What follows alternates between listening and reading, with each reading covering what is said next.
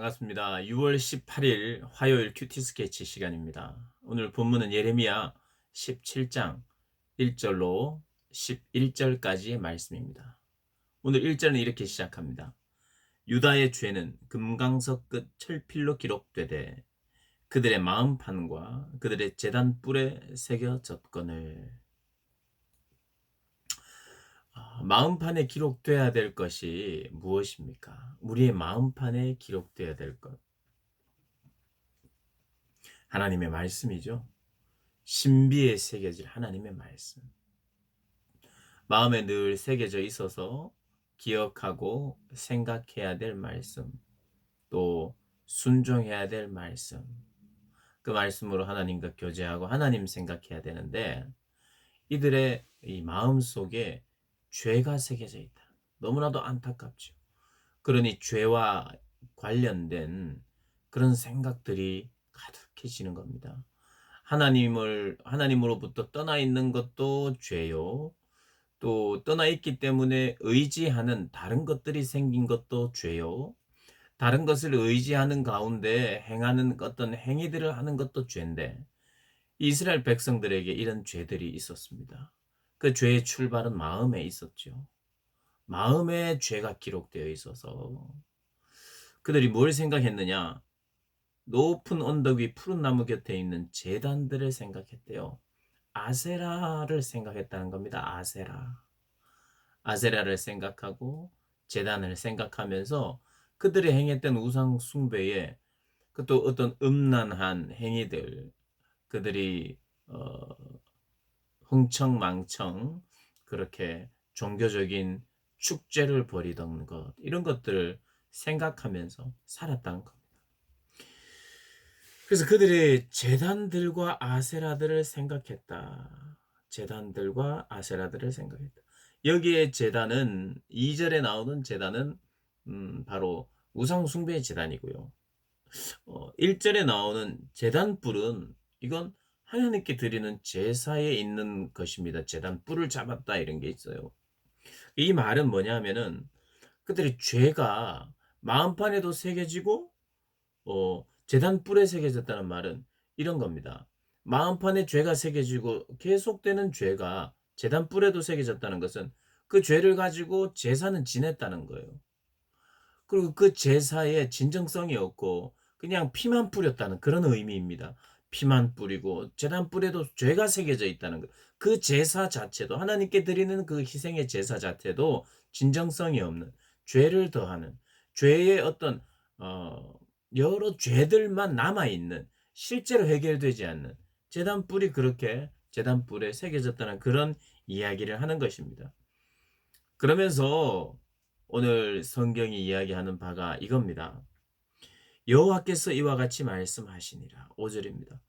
무릇 사람을 믿으며 육신으로 그의 힘을 삼고 마음이 여호와에게서 떠난 사람은 그 위에 나오는 내용들이에요.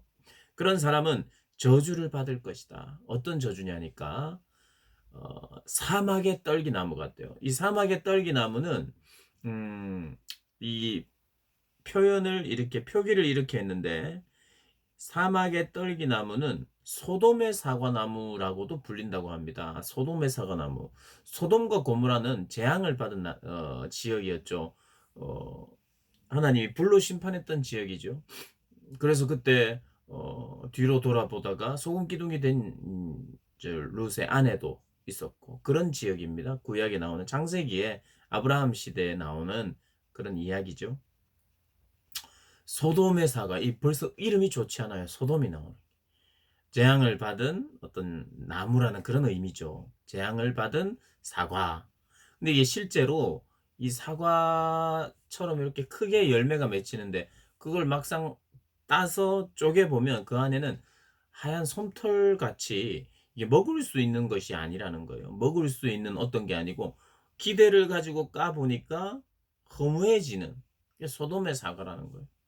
재앙받은 벌받은 사과나무처럼 그들의 인생이 저주를 받는데 그 저주는 이런 우리가 잘 생각해야 돼요.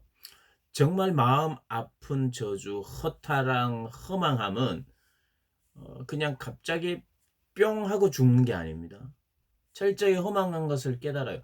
자기가 쫓았던 것, 자기가 이게 진짜 열매인 줄 알고 겉모습은 사과나무 열매 같고 그 열매를 따면 내가 뭔가 바라고 원했던 걸 얻을 수 있을 것 같은 기대가 한참 생기는 가운데에 그 열매 이렇게 따서 한참 기대를 가지고 열었는데 아무것도 아니다. 허탈감이 심합니다. 이게 저주예요, 이게. 이게 저주입니다. 그런 사람이 될 것이다. 그리고 오늘 이 11절에는 불의로 치부하는 자는 자고새가 나와요. 자고새라고 하는 새가 나오는데요. 자고새가 낳지 아니한 알을 품은 같아서 그의 중년에 그것이 떠나겠고 마침내 어리석은 자가 되리라.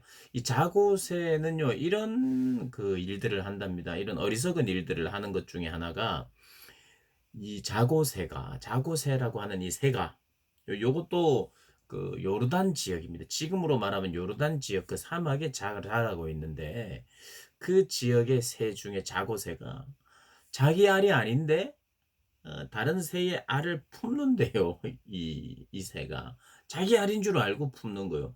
그래서 품고 딱 깨어나면 이 새끼 새가 부모를 의지하잖아요. 그래서 부모를 의지하고 부모가 갖다 주는 먹이를 먹고 잘 자라고 추위도 보호해 주고 외부의 적들로부터 다 보호해 주는데 점점 크면서 요 이 새가 요 인제 새끼 새죠. 새끼 새가 자라서 어미새가 자기 엄마가 아니고 자기하고 종이 다른 걸 알게 되면 떠난다는 거죠. 떠나고 나면 이 자고새가 허탈한 거예요. 그게 이 말입니다. 자고새가 낳지 아니한 알을 품음 같아서 그의 중년에 그것이 떠나겠고 시간이 지난 후에 이 새끼 새가 떠나버린다는 거예요. 그런 어리석음을 범하는 자가 되겠다 마침내. 이 비슷하죠.